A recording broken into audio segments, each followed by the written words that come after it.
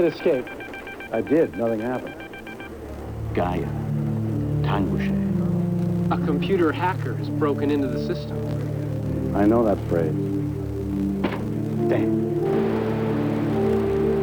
It may sound crazy, but that hacker haunted me. Always leaving the same signature. Gaia. On my computer at home, even in my dreams. Seducing me to Nepal.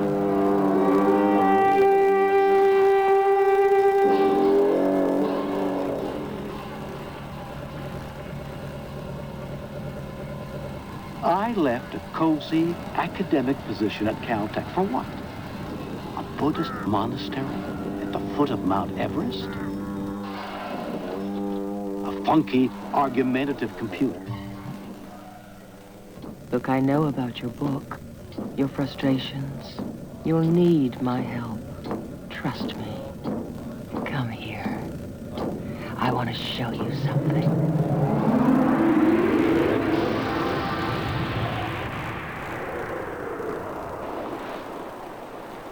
How did I get here? Who wrote your programs?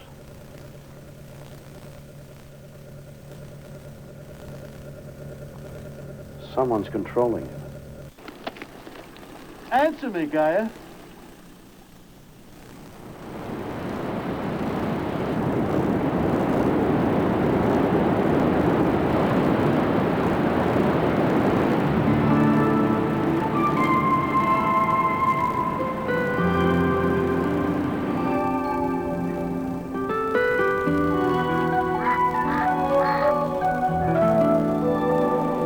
Throughout human history, water has played a key, perhaps the key component, in the maintenance of your biology.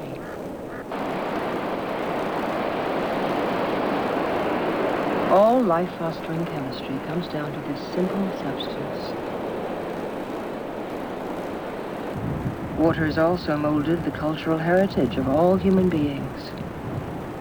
Pilgrims have been trekking to the source of precious liquid for millennia in search of that secret strength of things, the down-rushing turbulence, which carries the precious snowmelt toward the valleys of life. They come from these valleys, seeking to find that divine catharsis which provides cooling sustenance for all living things on earth.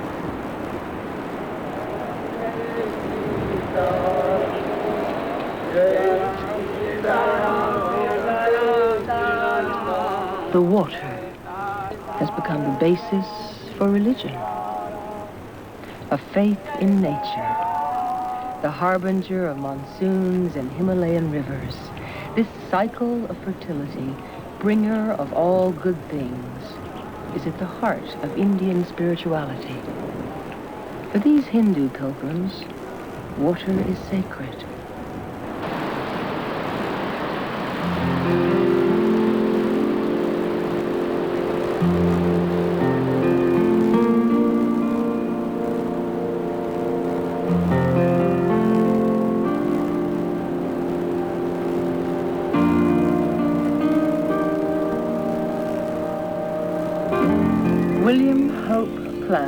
Fascinates me. I still can't tell whether he's precocious or an imbecile. Who? I know about other life forms, but what does one do with a goofy-eyed oddball like this? He keeps me wondering what the human species is all about.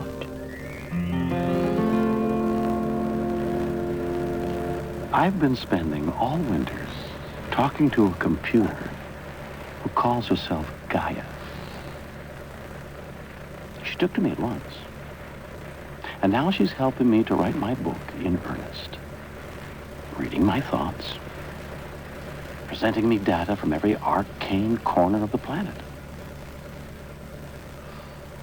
I never know what she's really up to or where she's taking me. But she's definitely got water on the brain.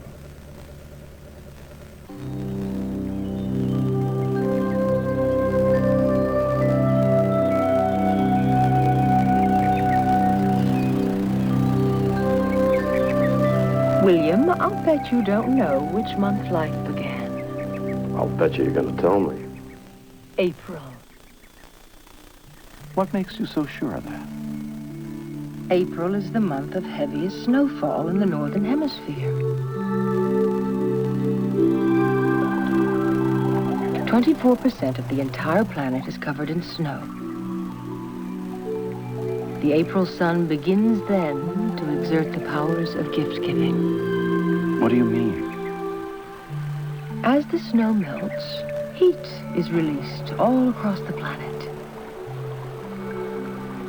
That heat maintains an average temperature on Earth of 59 degrees Fahrenheit, perfect for life. Useful information. What are you getting at? The heart of this euphoric process is the water molecule. Yes, but in the oceans, that H2O was filled with salt. You can't easily drink it. And at the North and South Poles, where 98% of the Earth's fresh water can be found, it is also unavailable because it's frozen in the nearly 2-mile thick glaciers.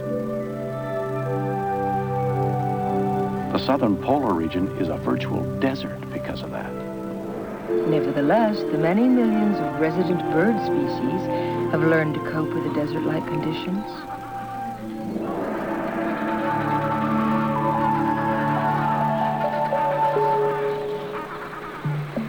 The penguins have no problem extracting water from the dripping ice and storing sufficient moisture to exist happily.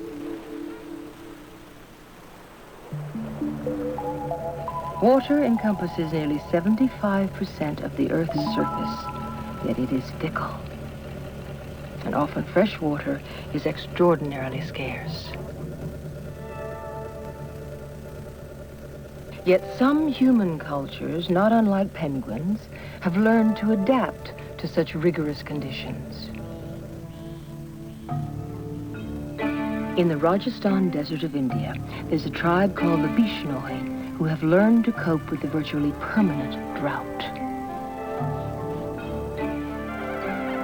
They are vegetarians and for over 500 years have imposed a strict ecological code of ethics on their society. They protect their plants, harvesting leaves high in protein, and they monitor the grazing of their animals, thereby producing abundant milk to drink. Poverty and lack of water haven't been much of a problem for the more than 1 million desert Bishnoi. The Planet continues with Faye Dunaway as the voice of Mother Earth. In every country, the consumption of water has its own unique look to it. All human beings drink water with the same thirst-quenching desire, their bodies instinctively driven toward the same goal.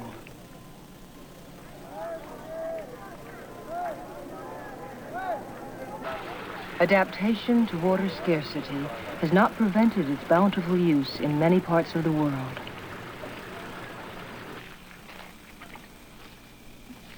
But whether it is scarce or plentiful, all people must ultimately rely on this precious substance.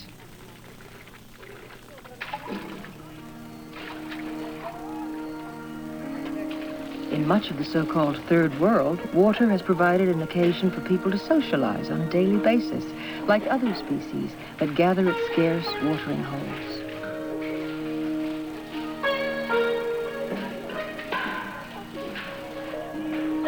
Here in India, a woman may walk 6 hours every day to reach the nearest communal well and obtain a few jugs of the water for her family.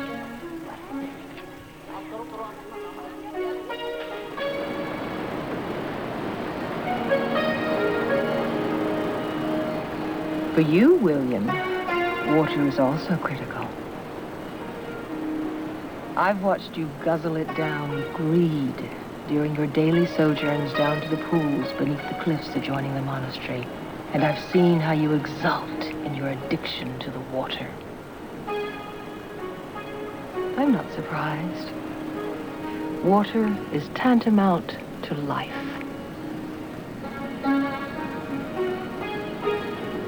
Now I'm going to show you some of the most precious life on the planet.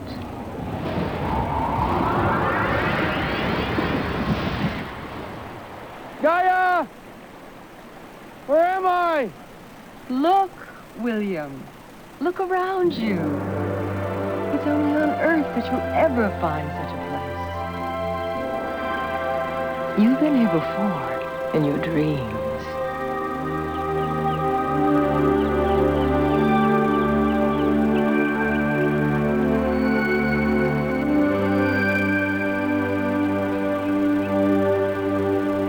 Paradise of springs and rivulets coursing the thick medley of redwoods and clover.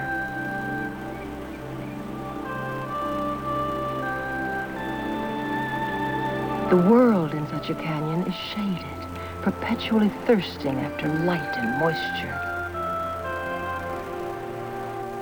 These lush forests are reaching for the sun, their roots extending toward the creek bed. William, go look at those leaves. They make a connection for me that is crucial. Water means life, and all organisms are inebriated with that truth.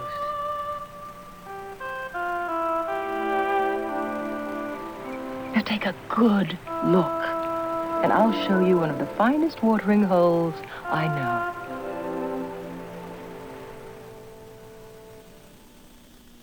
What you're seeing, magnified hundreds of times, is the stomatal structure of a common leaf. Every day and every night, trillions of stoma open and close, absorbing sunlight, carbon dioxide, oxygen, and most important, water. The result is gentle energy, a miracle boost.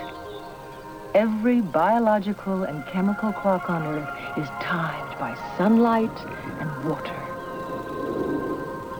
From the leaves to the sky and back again. Leaves, sky. Just tell me what you mean, Gaia. This is a water planet.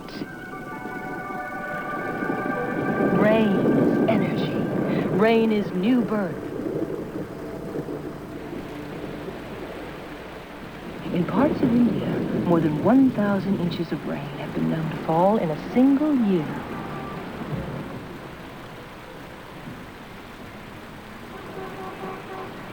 The journey which raindrops take is an odyssey of life and transformation that marks the entire planet.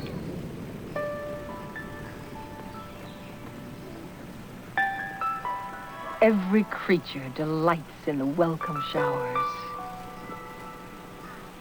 It is romantic.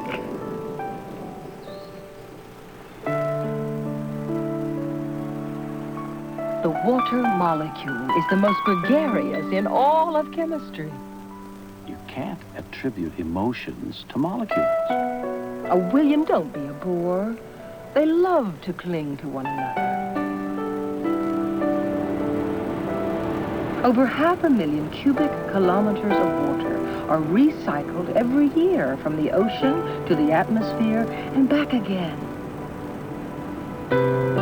You could capture this whole miracle in the shortest of poems.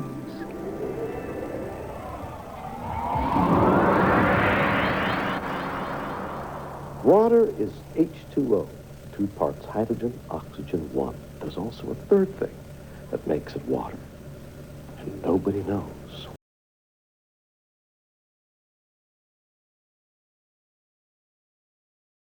What that is. Correct. D.H. Lawrence. Precisely. I happen to love that man's writing. What in particular? His Etruscans, his New Mexico, his eminent erotic flow, which is the mystery of a rainstorm in Tuscany. What's so mysterious about a rainstorm? Its droplets cleanse the profane. You're going to have to give me more than that. Assist me, please. All right. Q? Kidneys. Kidneys? Kidneys? Kidneys? Explain.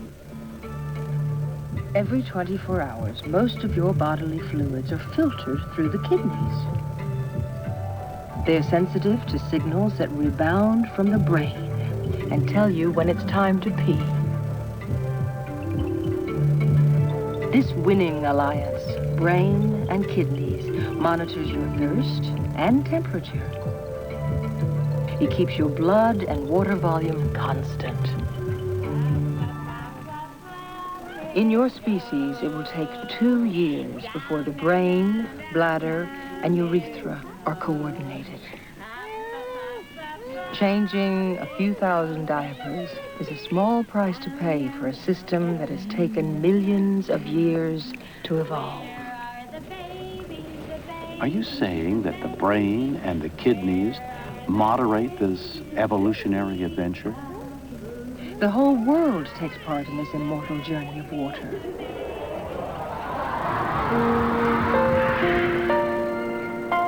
This is your destiny.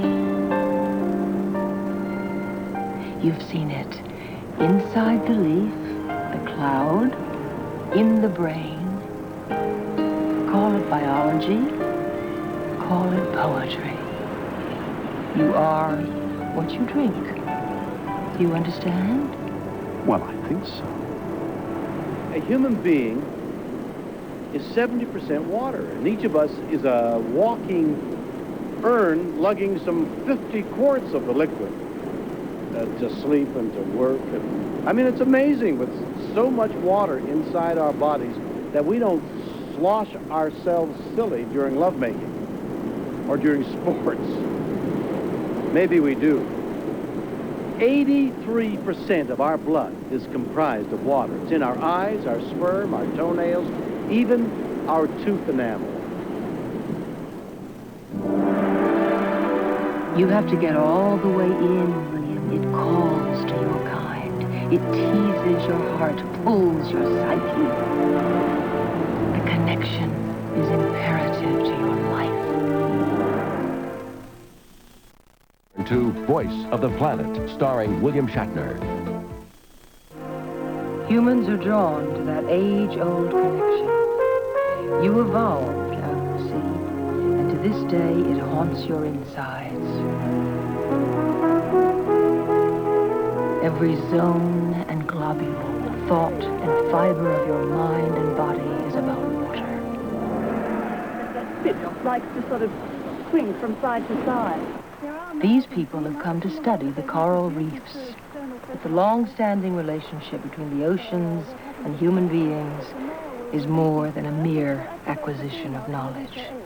And it's externally fertilized? Right, so that's an over. The relationship is atavistic, spiritual.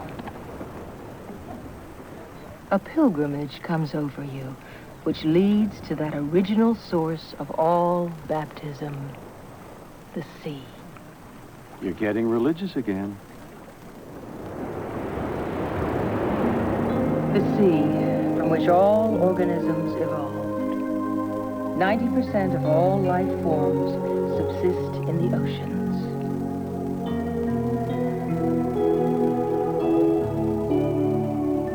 Here is a haven for primeval coral polyps. Whole communities of symbiotic animal cells enshrouded in calcium. Their entire world consists of collecting light in food and producing fats and sugar and amino acids in return.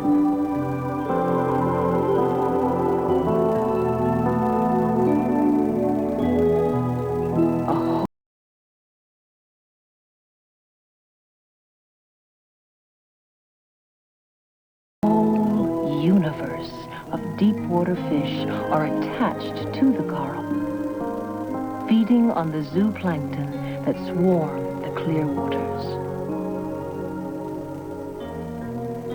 This was the most ancient legacy of water on Earth, a region of abundant and diverse life.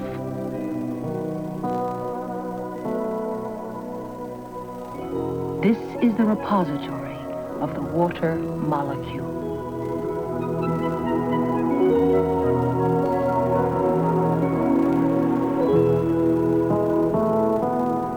molecule of water can remain for as long as 3,000 years in the seas before evaporating.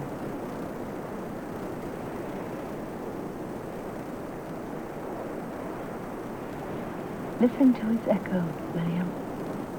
The evaporated oxygen from water leaves a message in the sky by helping to form the ozone layer which protects this Earth from the sun's ultraviolet rays.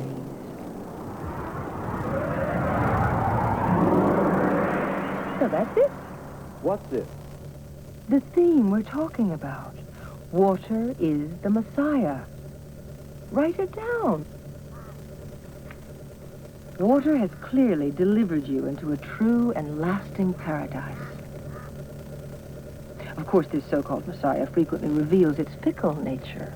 In Ethiopia and other parts of North Africa, that fickleness has proved to be devastating.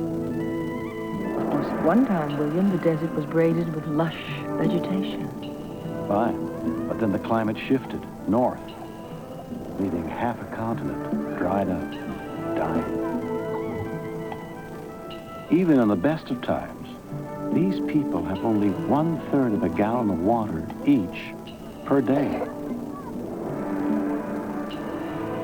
That's 600 times less than that which, for the time being, is available to individuals in the U.S.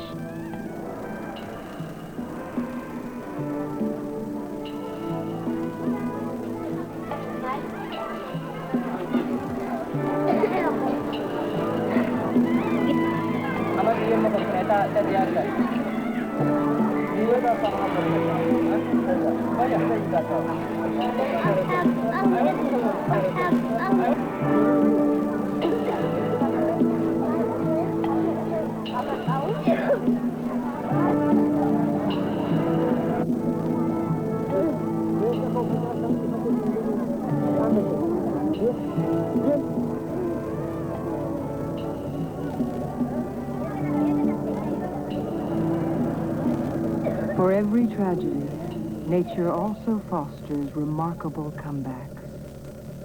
Here is an intriguing example. 12 hours by road from Calcutta is the town of Gaia.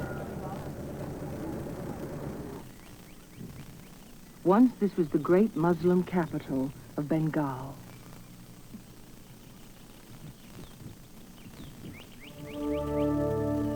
The city's fortifications had been built on the banks of the Ganges.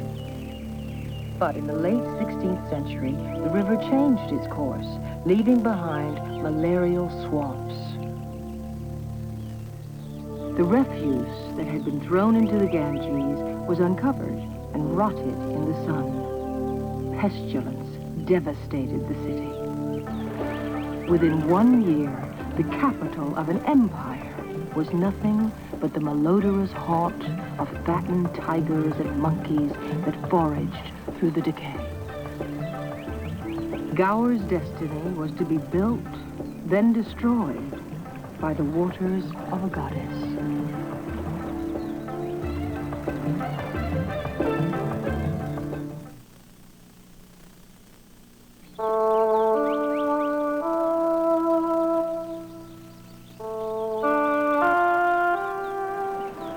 The oceans themselves have witnessed the same fluctuations of water that affected the Gowers of human history.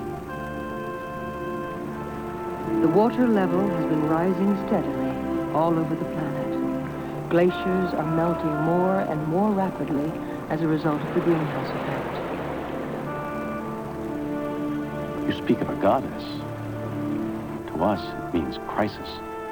Your scientists consider such a state of affairs to be a crisis, but the Earth has experienced these rises and falls repeatedly. They are no crisis. Gaia, Yes, William. what are your sources? Satellite? Thematic mappers? Sidewave scanning? All of the above. In addition to seafloor analysis, marine and riparian data banks, other ways of inquiry too numerous to elaborate. From direct experience, and of course from history. Such data is often contradictory. there is fascinating flux inherent to climate and hydrology. Well, that's fine, but what does all that mean? There are winners and losers amongst every species. Why should yours be any different? Because we're supposedly intelligent.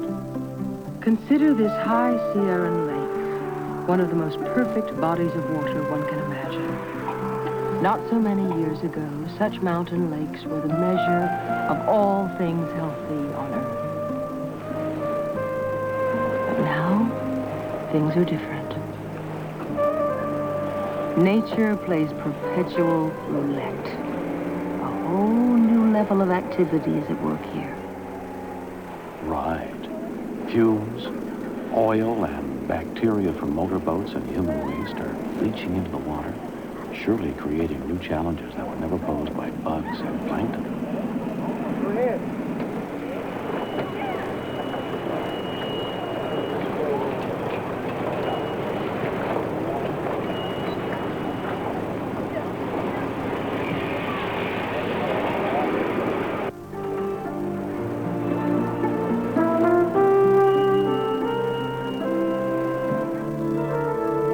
As you can see, this lake is drying up around the edges from continued usage.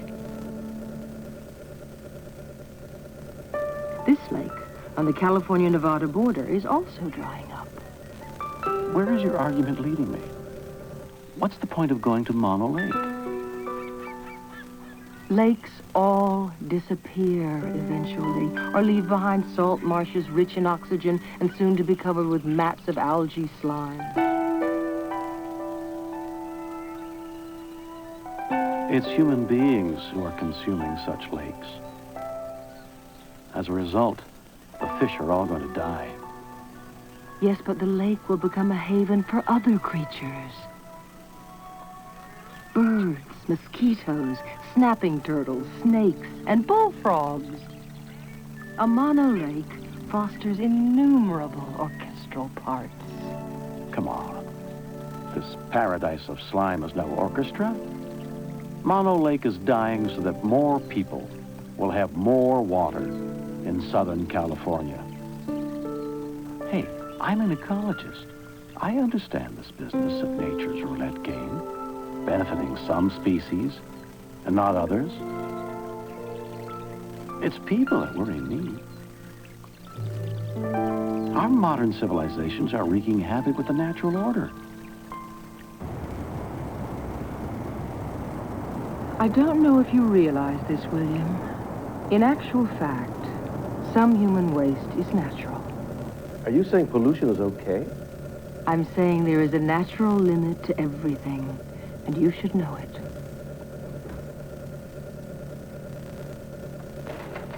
Pollution. Good or bad? In excess, everything on Earth can become poisonous, William.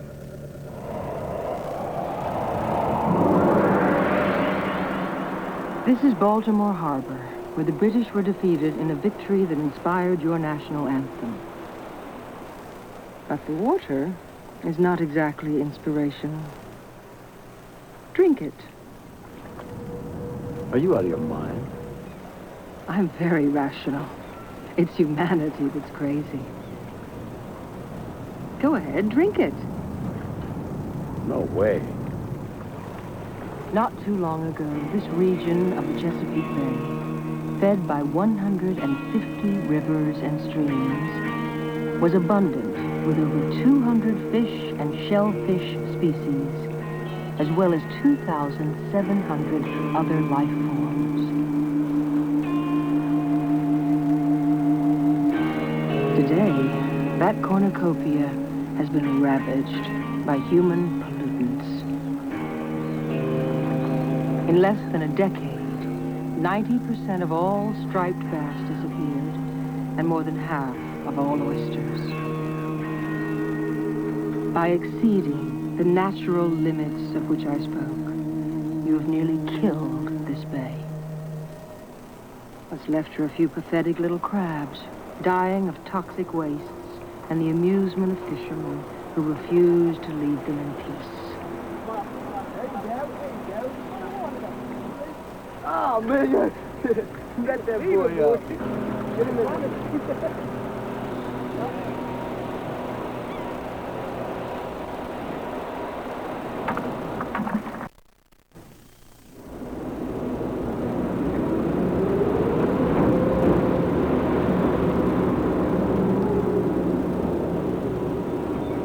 My species is out of control. We're producing wastes the Earth has never seen. Floating globules of DDT, organic sludge, radioisotopes, human waste, heavy metals, dyes, and topsoil erosion larded with tens of thousands of chemicals used in agriculture. I know.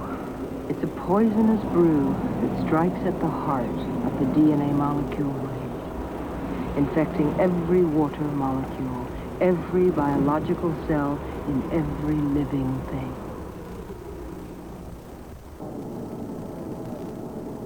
In the last few years, your species has inflicted dead zones throughout the world. I know what they are.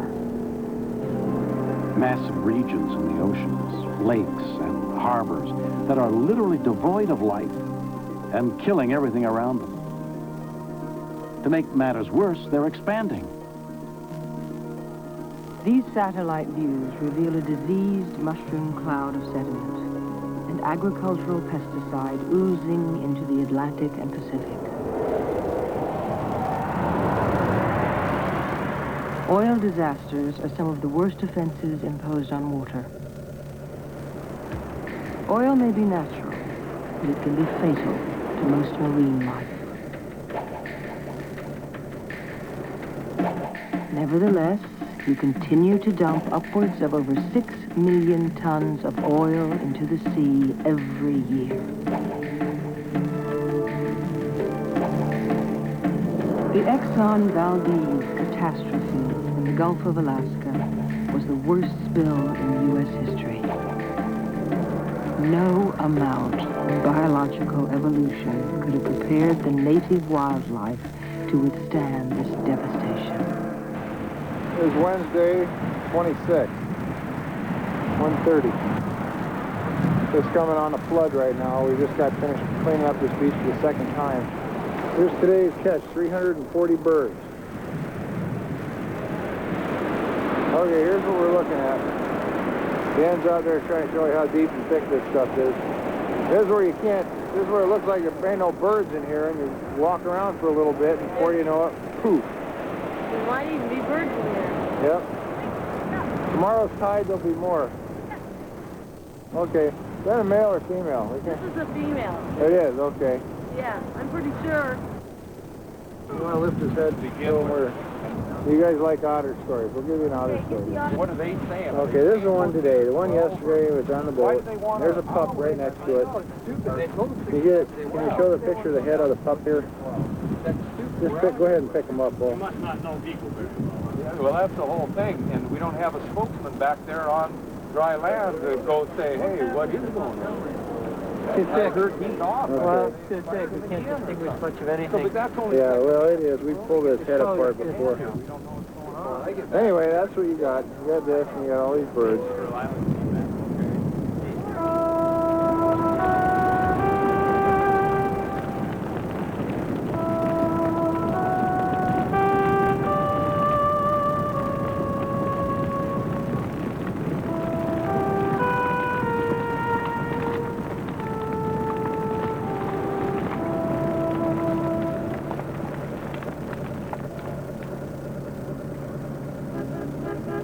The energy provided by the oil encourages cities which are thick with polluting traffic.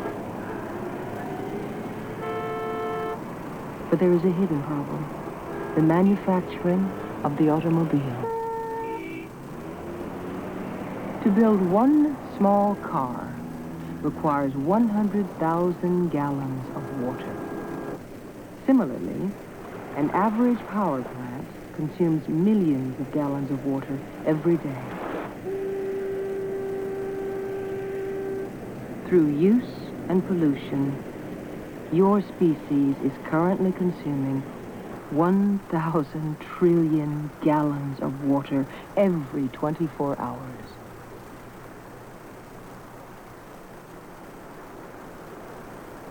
Only 1% of the Earth's water is fresh. Yet your species is systematically fouling and exhausting that fragile supply. How much time do we have left? Look for yourself. Around the world every day, over 30,000 people die from waterborne diseases.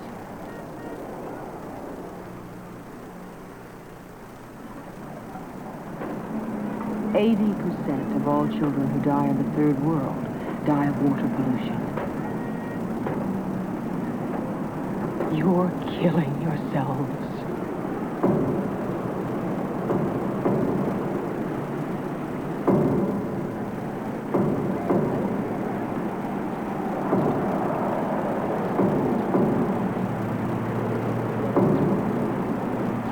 Modern, industrialized Brazil.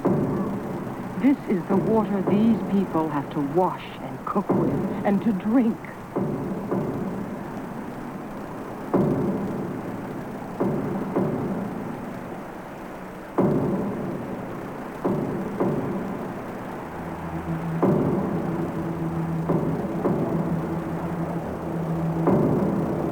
While this shanty town is particularly rank, the same foul conditions are assailing communities everywhere.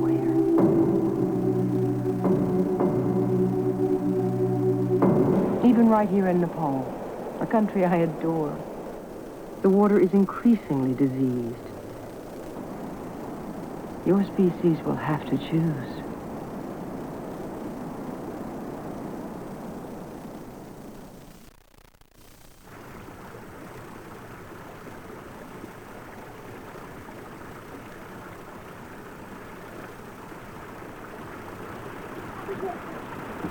Go for a walk, William.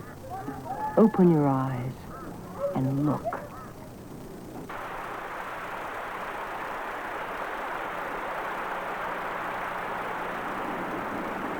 This stream represents to the Sherpa village its life's blood, both in its hydroelectric power and the very water that they drink. And you look around you and you wonder whether it's something inside us, conscious or unconscious, knowing or unknowing. What is it about us that makes us throw our garbage in the very place we live?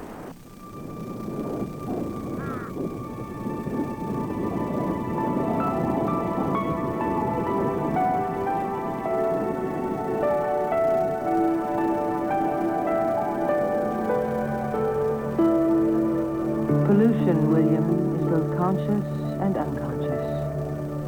But I have data suggesting that your powers of belief and reason might prevail over your capacity to pollute.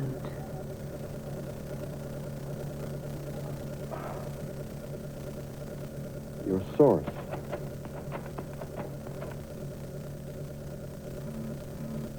The Ganges. Okay. Give me a full summary. The sun receive your eye, the wind your spirit. Go if it be your lot unto the waters. Go make your home in the plants. Your spirit went far away to the four quarters of the world, away to the billowy sea, to the beams of light that flash and flow, to the waters and the plants, to the lofty mountain heights, into all that lives and moves, to all that is and is to be.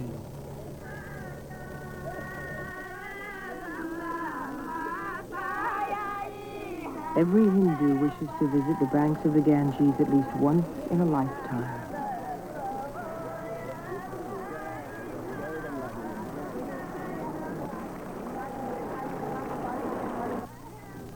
For 5,000 years, pilgrims have revered this river, and the river has in turn nourished them. The Ganges begins in the high Himalayas. It empties into the heartland, where the sacred and profane mingle to create the life of a people.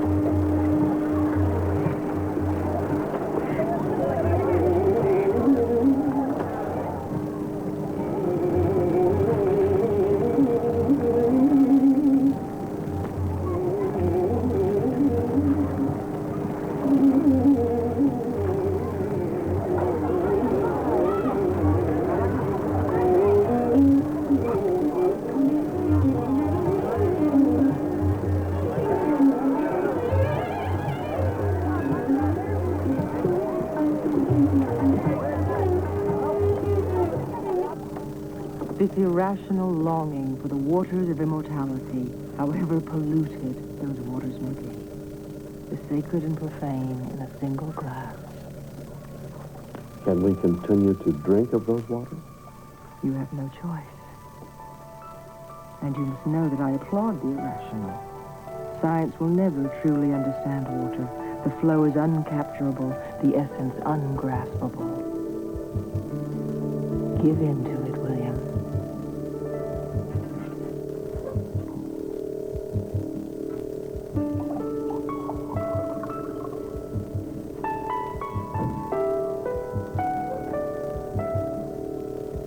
Half empty. Or half full. A good question. She's mysterious as the Mona Lisa smile. But I want solid answers. Tomorrow I'm going to hit her with the crisis of our overpopulated planet. That ought to ruffle some of her feathers. Continues with Faye Dunaway as the voice of Mother Earth.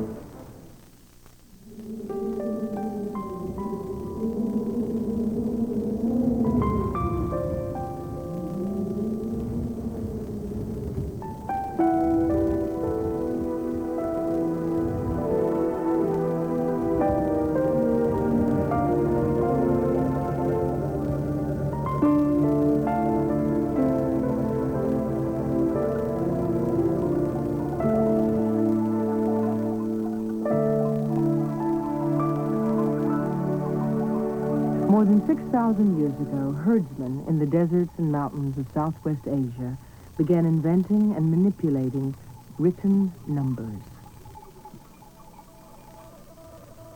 Numbers were the basis of ancient weights and measures used to calculate food stocks.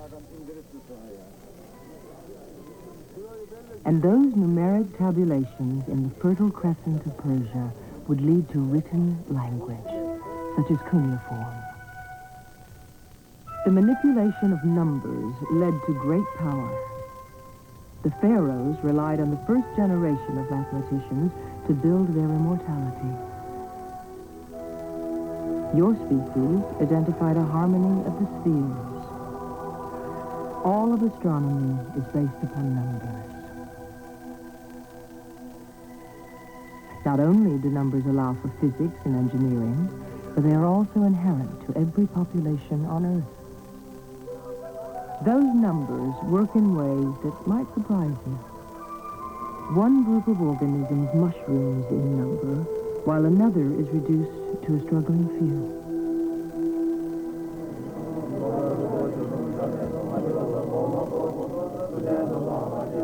There are those among your species who have sought to find a perfect order within nature and have desired to live according to that order.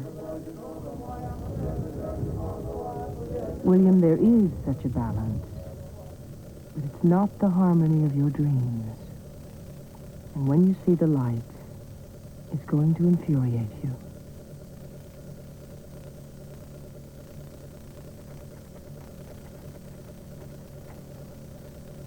Mibi Nadura, Mibi Nasonge. Come again? I am dancing with the forest, dancing with the moon. Language? A pygmy dialect. Of course. Would you mind explaining? Examine significant examples of size and population in nature. Against that context, determine how stable or unstable the human population is and what its optimal limits may be. The destiny of your species hinges on this query. Yes, but what's with the pygmies? The Mabuti pygmies are one example of perfect balance. The curious thing is, William, I could just as easily have chosen New Yorkers. Now, you must know that I love New York.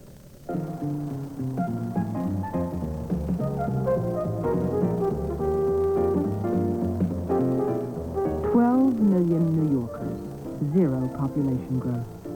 An interesting state of affairs following a century of explosive growth. Like most Americans and Europeans, New Yorkers have limited their number of offspring. The city is just too dense. In the African rainforest, one discovers that pygmies have also achieved zero population growth. Evidence of stability. Now, wait a minute. Why are you comparing population dynamics in an outrageously congested major metropolis with hunter-gatherers? These tribal groups have never overpopulated. For thousands of years, the pygmy have maintained a sort of equilibrium, as far as I understand it, never imposing undue stress on their environment. Furthermore, New York's zero population growth is an anomaly. In the third world, most major cities are heading for unbelievable overpopulation problems. And density isn't triggering any procreative restraints. By the end of this century, my species will number nearly 7 billion. Celebrate the good fortune. Your species is flourishing. Fertility is a blessing on earth. Every infant a miracle. Never forget it. Overpopulation doesn't worry you? Every individual will ultimately become a corpse, and the earth wins out. The more corpses lodged in the soil, the more bacteria. The more bacteria, the more blooming begonias. I love begonias. That's bull. Watch your language. I'm sorry, but I just want a straight answer. Is that too much to ask? Overpopulation tests the resilience of any gene pool. People will suffer, but all agony has its place, and you should know it. Such squalor and death should give you hope for the future. You're losing the thread. I just want the thread, the balance. Nature is not the simple fairy tale you'd make it out to be. The legendary Lemming can attest to that. Lemming?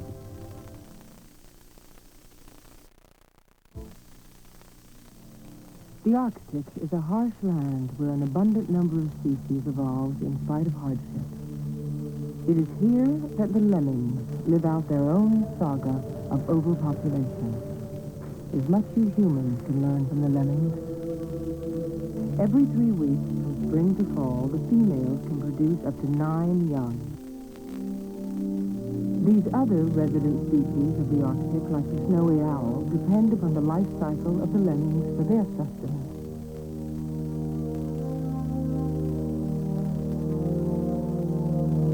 The lemming's size and scent is picked up in the pristine air by any number of solitary hunters.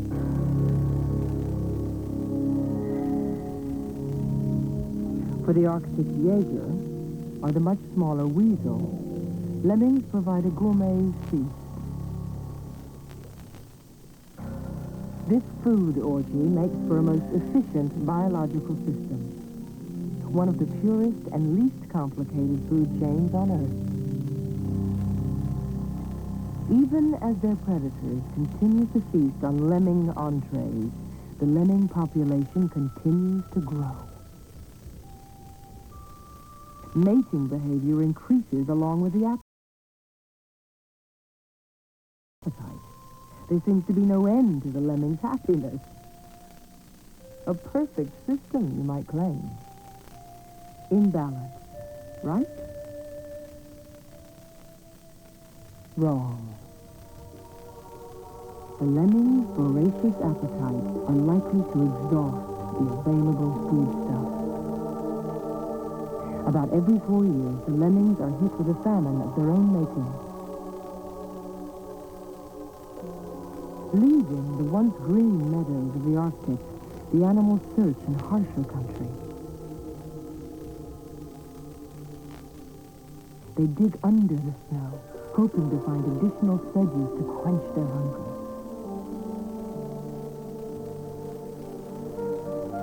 They're running out of food, out of territory. Desperately looking for new land to feed upon, they'll take outrageous risks. The lemmings' little hormones have gone wild. their entire social order is a time bomb. They instinctively know that their numbers are too large. So this is when they all jump in the water and commit suicide. It's not a suicide trip, William. They expect to reach the other side. Using their tiny hind legs, they have the strength to dog paddle for 15 minutes. But if the waves are higher than 6 inches, they cannot make it. Many will drown.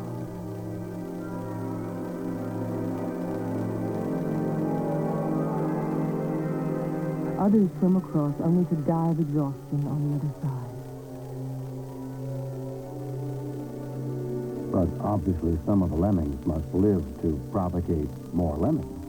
Yes, enough lemmings will survive to start the cycle all over again. That is the moral of the story. But look, I don't mean to make light of your adorable, tragic lemmings, but what has that got to do with thinking, feeling people? We are slow, even for a professor. The truth is a sharp knife, William, and it cuts through all species. Every organism confronts the same numbers game. I might just as easily have singled out locusts. The locusts are known to swarm periodically in a swathe stretching from India to Africa. During their population boom, whole croplands disappear beneath their surge. In 1988, 90% of the Earth's locusts showed up in North Africa to satisfy an enormous collective appetite. The sensors at work in their little brains had drawn them all to this food-rich gathering place. Other types of sensors exist in all other organisms. The largest trees on Earth, 4,000-year-old giant sequoias, respond intelligently to environmental conditions and thus prevent themselves from toppling over. You're ascribing intelligence to trees? All organisms, both animal and plant, possess internal senses that knowingly monitor their own growth. In the case of trees, the conditions in question are gravity and wind. Sensors do different things to different species.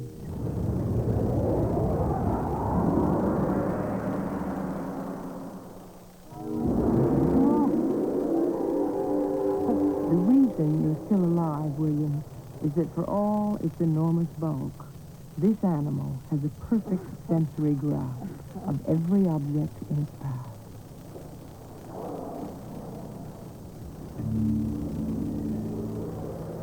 Such sensors also help regulate the size and stability of whole populations.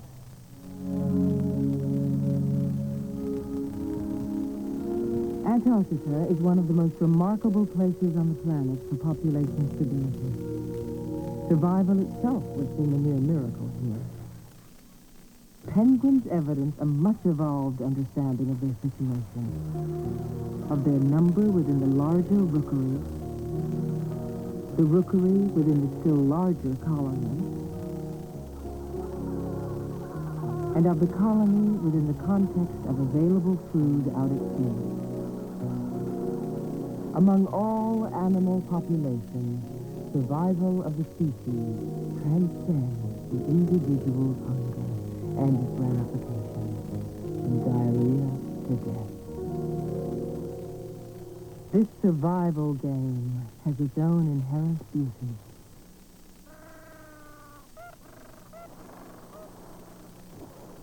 You're not just reading your own myths into a pretty picture. I beg your pardon? You are given to romanticizing them. And why not? Life is romantic. Starvation, diarrhea, death is not romantic. Well, penguins have a higher capacity for wit than you do, William. What's more, they know what constitutes a good time, so don't be a bore. Look.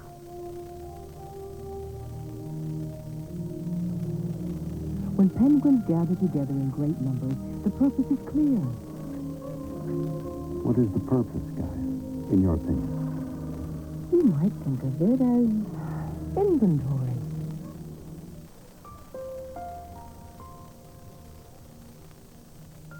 Throughout the Antarctic, all species are living testaments to instinctual foresight and balance. Planet continues with Faye Dunaway as the voice of Mother Earth. There is a compulsive equilibrium throughout the biosphere you call Earth. Nearly every species is quietly and expertly aware of it. Yeah, but what about gridlock, impact, genetic traffic jams? What if stability cannot be reattained? Whatever chaos should enshroud your species, the greater force of life is always stable. Nature relishes the flip-flop, constantly altering her priorities. The life force is perpetually experimenting with new genetic blueprints.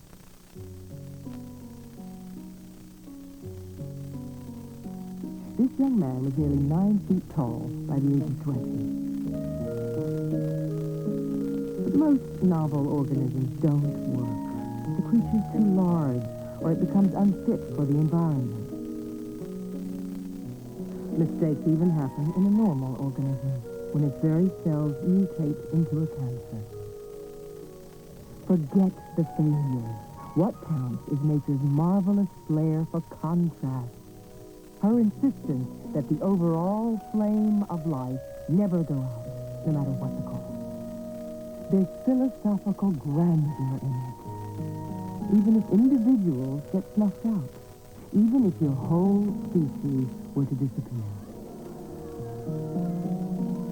I think your glib attitude stinks. Are you so removed?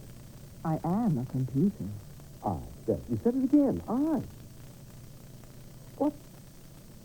Who are you? Don't threaten me.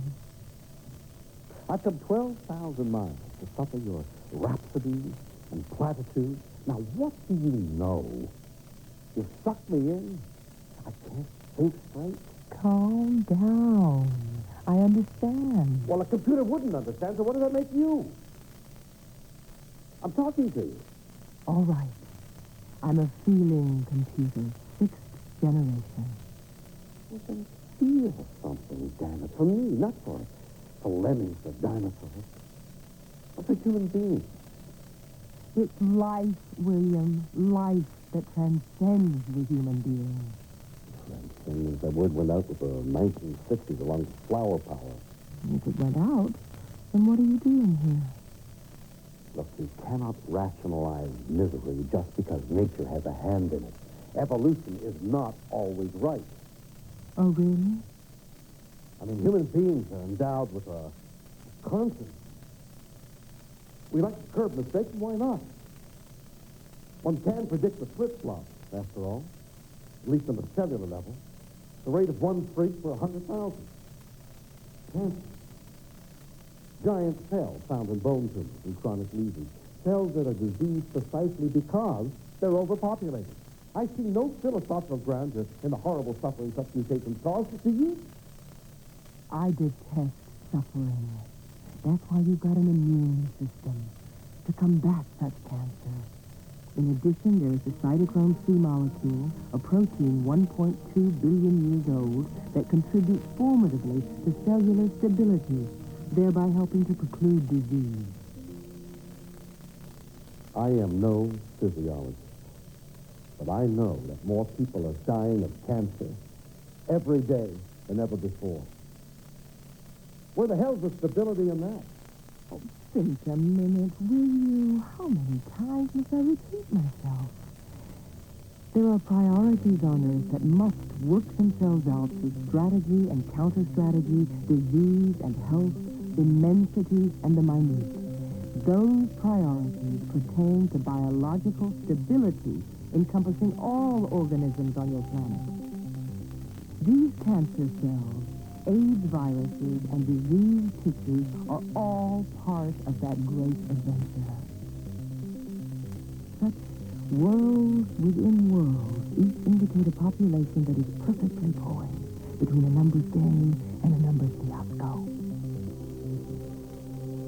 Members of your own species are frequently caught up in the maelstrom. Yet these minute organisms are not good or bad, William. They all play a crucial role in the perpetuation of life on Earth. Whether in a square centimeter of human armpit, where there are 24.1 billion bacteria, or among trillions of organisms flourishing across the whole planet, swarming in hot Icelandic rivers. 8 million multicellular creatures hiding in a square inch of California salt pans. Abundant microbes on the bare sands of the desert and in the high Himalayan snows. Everywhere.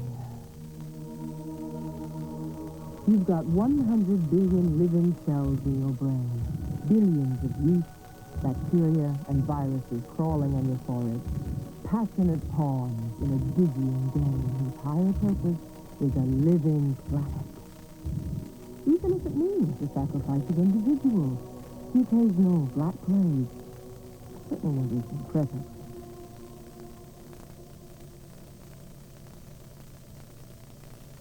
Higher purposes, then. How can nature be so impressed with big numbers and so indifferent to individual suffering? Assist, please.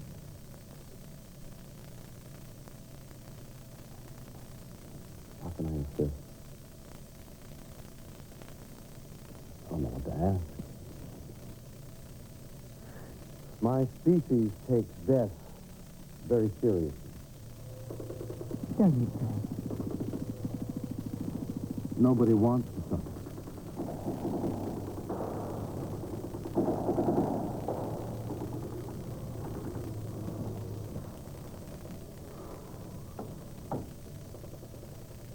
If you're a machine, as you insist, gallium arsenide, silicone microchips, crazy plastic tubing, and a monitor from where? Japan? Taiwan. I couldn't expect you to understand. You're very cavalier when it comes to the sacrifice of individuals and the occasional black plague, as you put it. Well, I have a problem with your attitude. Use your black magic. Get me to Kathmandu, and I'll try to show you what I mean.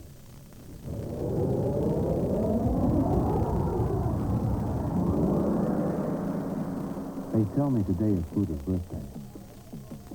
The monks are celebrating his demise and ascent to heaven, marching through Kathmandu, spreading the promise of hope for a better life somewhere down the road. Isn't it ironic that a culture which venerates death as its supreme goal, its salvation from this earthly existence, played host to the Black Plague? The very answer to their prayers. Prayers. 700 years ago, it was in just such a bazaar, along one of the ancient Asian caravan routes, that the Black Plague burst ravenously from flea to rat to human.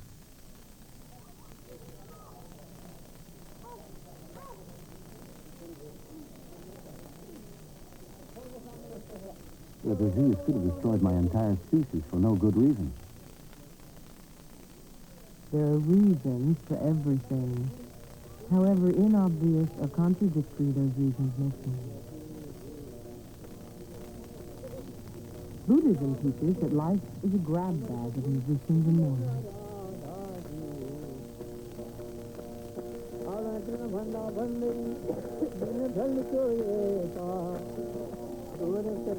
He said musicians and mourners.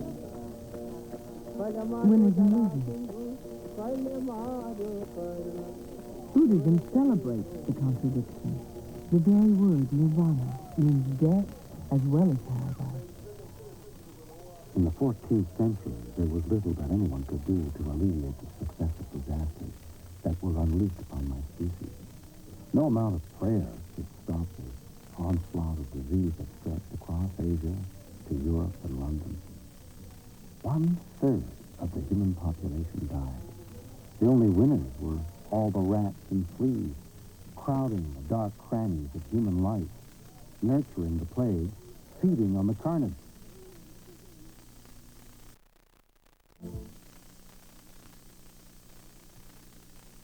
To you, it is merely a dirty little rat, but in fact, he's a noble creature, William. Reproducing in caves along the caravan route, the rats assist humanity. They follow mankind wherever his filth accumulates, even under your big cities. Its bloodstream flooded with diseased microorganisms, the rat frequently passes on the plague to your species. In this way, it serves to counter human overpopulation. Look, 30 million Europeans died of the plague. The Grim Reapers, all over the many illuminated manuscripts of the Middle Ages, reflecting the horror of those times.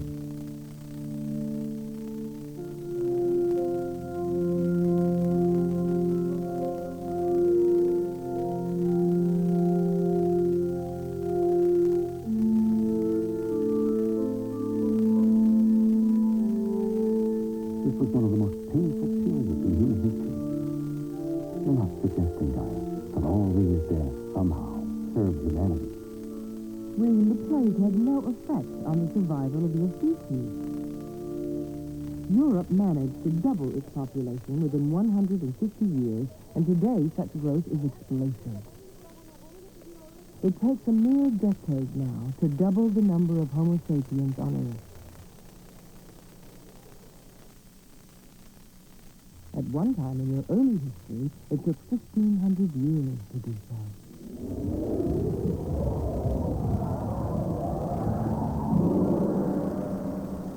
The same lack of hygiene that favored the spread of the Black Plague continues today.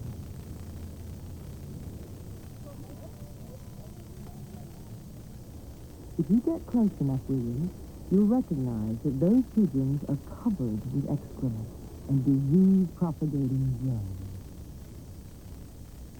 Illness is fundamental to population stability.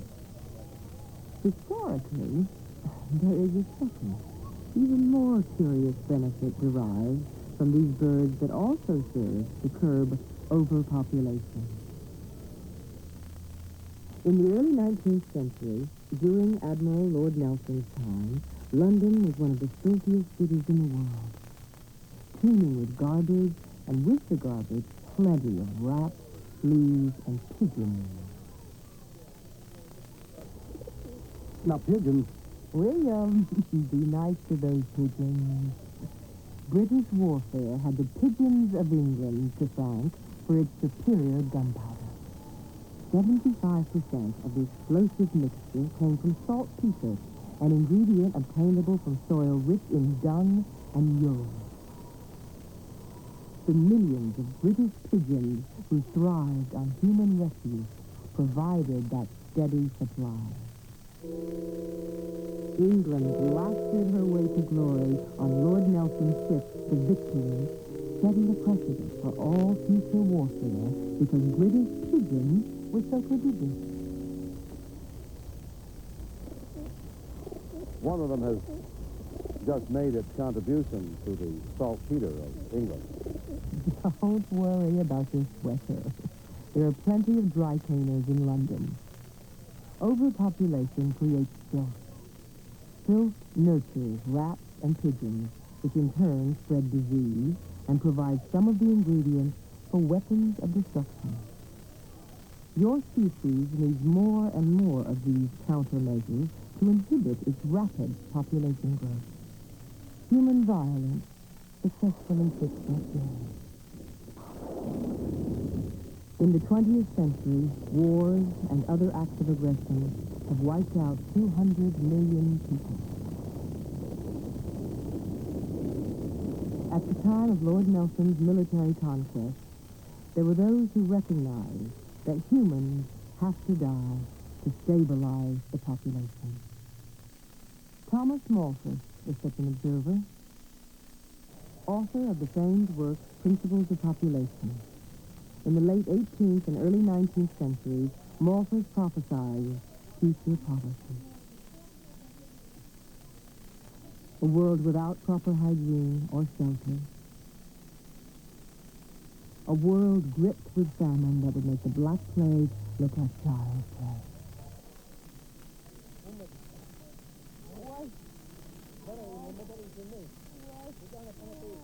Malthus addressed the problem of the homeless and the hungry in Great Britain.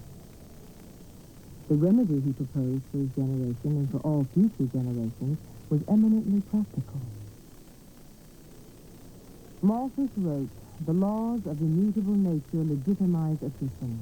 We must not subsidize an untenable and undeserved baby boom.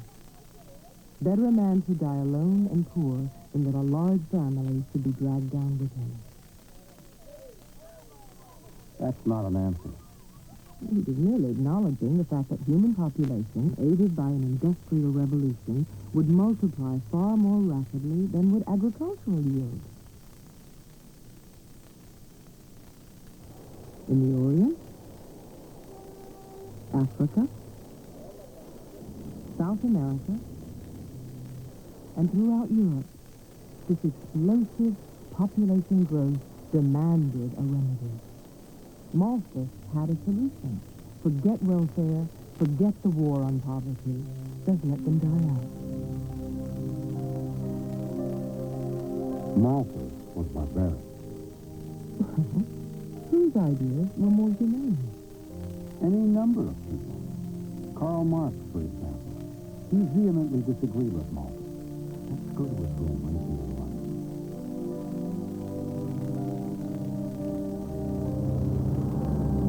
Marx's home life was fraught with misery. Potatoes and cabbage is all that he and his family had to live on here at 28 Dean Street, which ironically is a restaurant in Soho, very near the British Museum, where he spent every day researching.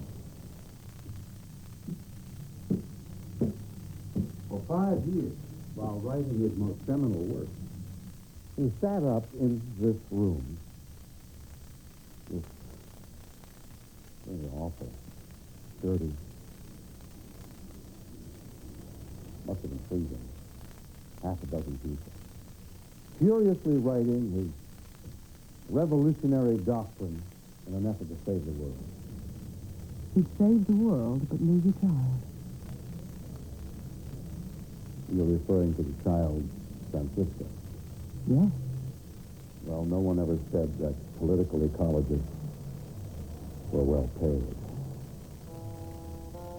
His daughter, Francisca, died right here.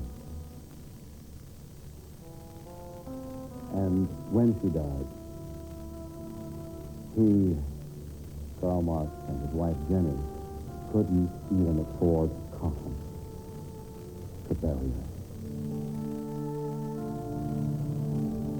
It was this kind of tragedy that prompted much of his work at the British Museum.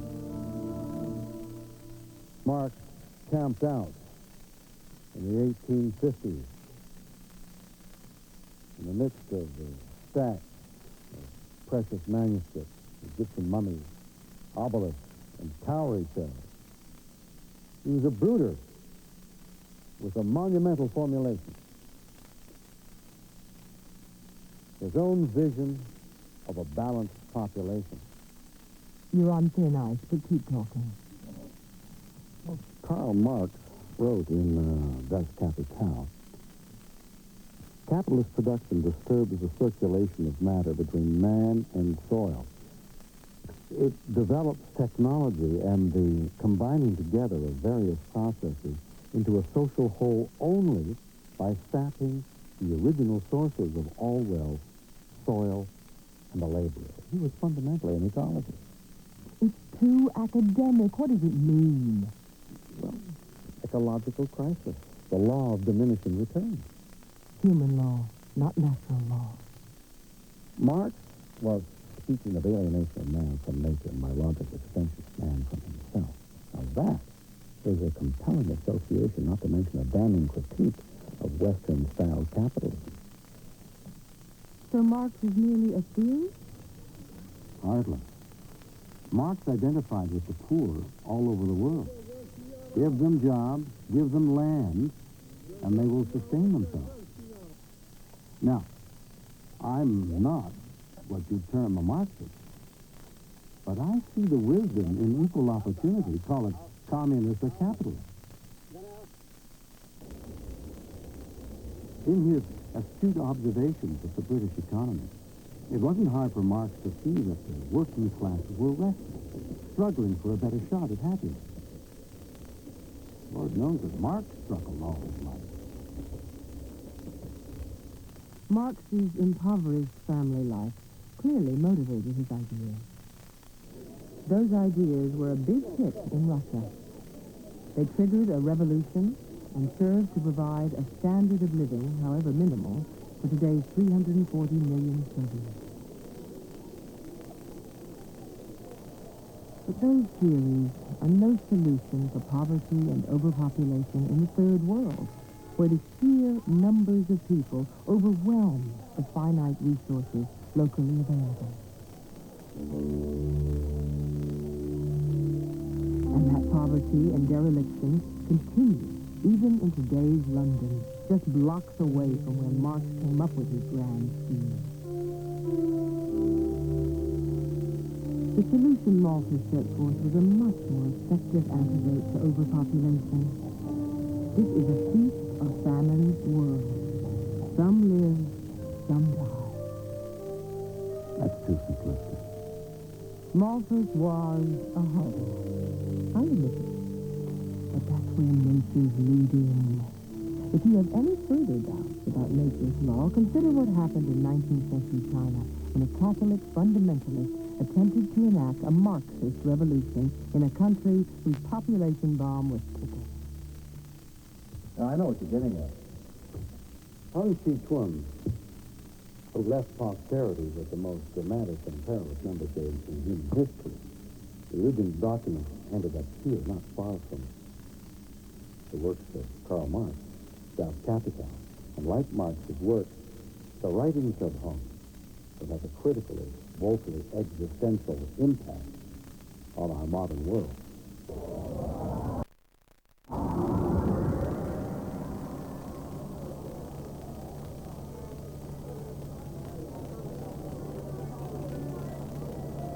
The People's Republic of China. Canton, is it not? Correct. Hung Chi-Chun wrote his book here, an intriguing manuscript that combined the inspiration of a Marx and the sobering calculations of a Malthus, taken to their logical extreme.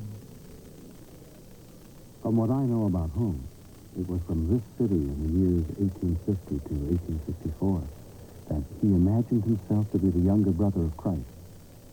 He then instigated a religious upheaval throughout China that succeeded in killing at least 20 million people. The Taiping Rebellion, as it was known, spawned an unprecedented famine. In his youth, Hung had received a book from a stranger on the life of Jesus. 10 years later, in 1847, the 32-year-old Hung came to a Catholic mission in Canton. For several months, he studied Christianity here, annotating the New Testament with an entirely original interpretation.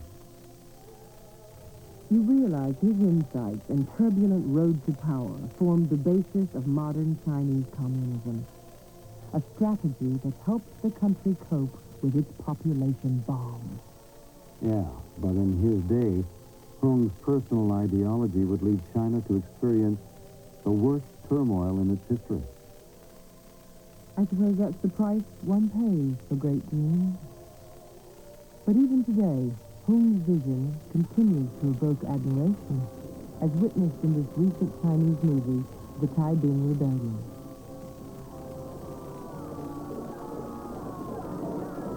On January 1st, 1851, Hung called for a heavenly kingdom of great peace, a common front of farmers and of miners whose ranks were to swell to over 1 million. They intended to overthrow the corrupt Manchu rulers of China and establish a country in which all property would be held in common. This is a hard lesson to interpret because those great dreams perpetrated by these ideological zealots resulted in as much mayhem and cruelty as has ever been visited upon my species. They swept north into the Yangtze River Valley and captured the city of Nanking, where Hung had all rivals murdered, and then began issuing his own crazed manifesto, integrating communism and Christianity. That which is cruel and self-reliant must win out. Irrepressible violence is man recreating himself. Between 1850 and 1880, China experienced the highest death toll in history. Hardly what I'd call man recreating himself. On the contrary, Hung's manifestos would eventually cause a true rebirth in the form of a modern agricultural revolution. According to Hung, everyone was to farm, everyone to eat, everyone to have fuel. At least, that was the original intention. All land would be allotted to men and women over the age of 16. Some portions of land went to children.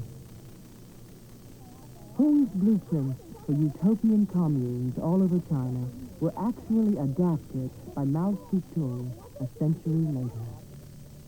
But Hung's vision of a farming paradise engendered nothing more than a fiery furnace, the beginnings of a police state, terrible overpopulation, and catastrophic famine. However much a deranged tyrant he may have been, Hung's instincts were good ones. He anticipated overpopulation, and his policies contained the seed of family planning. State-granted gratuities for single-child families, IUDs, forced sterilization, and induced abortion, the techniques of a Chinese government now bent on checking its population at 1.4 billion by the year 2000. These are measures that you condone?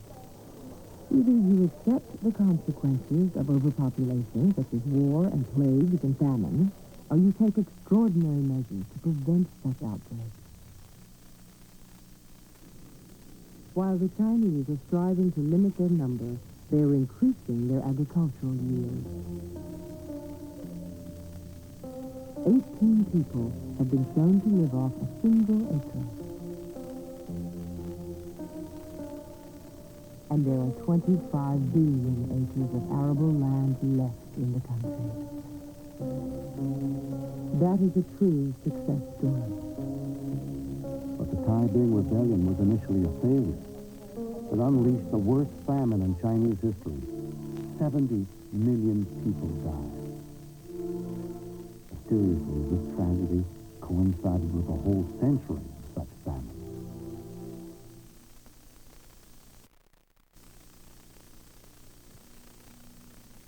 We now return to Voice of the Planet, starring William Shatner. Hearts and minds were shriveled with hunger. A little girl sold for $2. There were outbreaks of cannibalism. Parents were eager to kill their children rather than listen to their howls of agony.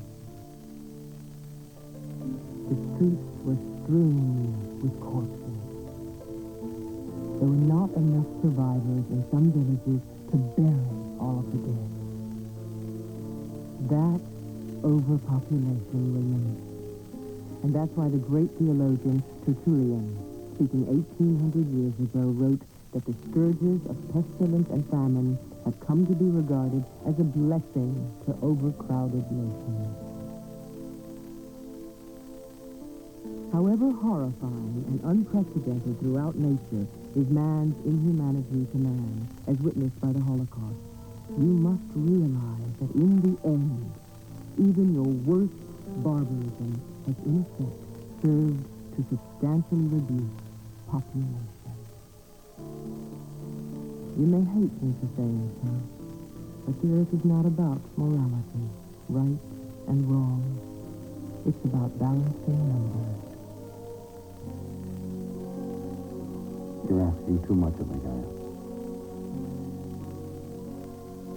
Catastrophic tragedy varies from species to species, but the Earth herself will always be renewed. How can I put it any more delicately? Your own philosophers have stated it better than a mere computer. Examine the evidence. Your evidence is inhumane. Your passions are brutal. Since when was humanity ever consistently humane? Human beings take away life just as fast as they can nourish it. The trenches of World War I were clouded by a lethal chemical named chlorine gas. Its first application efficiently wiped out 5,000 people. Death by such a toxin is a monstrous way to die. These poisons are still inflicted today on human battlefields. These Kurdish civilian victims were gassed by Iraqi troops.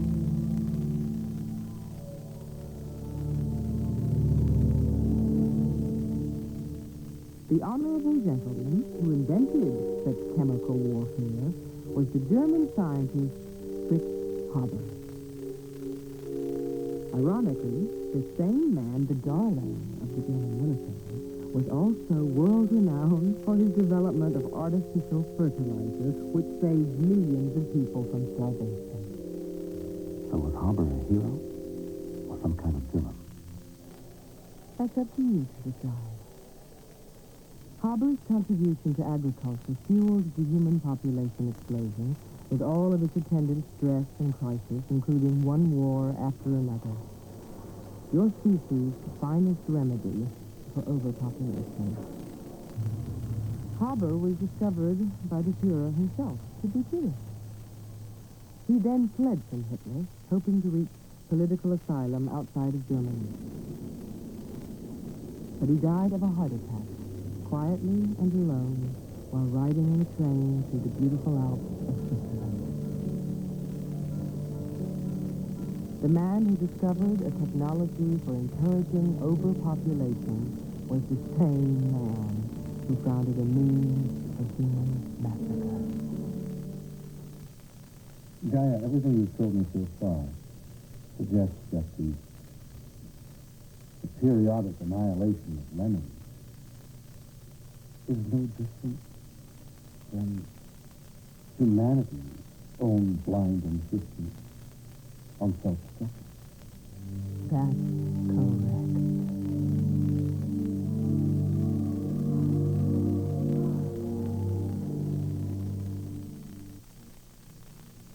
Well, I cannot accept that the Holocaust, Hitler's gas chambers, the unbearable evil, was merely a biological function of the planet. A mere numbers game, as you put it. Good. Yours is the one species that mustn't accept it.